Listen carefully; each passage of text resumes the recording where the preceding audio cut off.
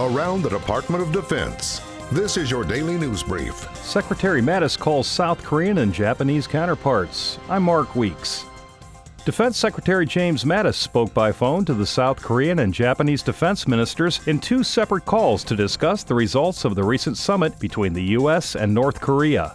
In the Secretary's call to the Korean defense minister, both men discussed their mutual support for ongoing diplomatic efforts, to include how their two nations are working together to fulfill the President's guidance on U.S.-South Korean combined military exercises. The Secretary reaffirmed the United States ironclad defense commitments to Japan during his call to the Japanese defense minister, and said the U.S. is determined to maintain the readiness of its forces in the region and to continue working closely together toward regional peace and stability. The U.S. Navy, Marine Corps, and Royal Thai Navy began the 21st iteration of Cooperation Afloat Readiness and Training Exercise in Pattaya, Thailand.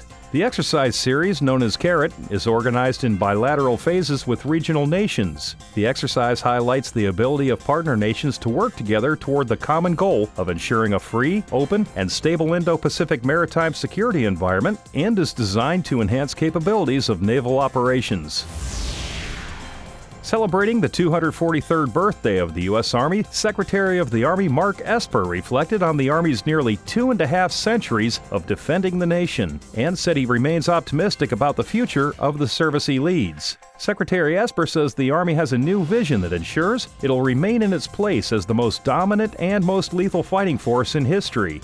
The Secretary was joined in the courtyard of the Pentagon by Deputy Secretary of Defense Patrick Shanahan, Chief of Staff of the Army General Mark Miley, and Sergeant Major of the Army Daniel Daly. For more information about your military, go to defense.gov.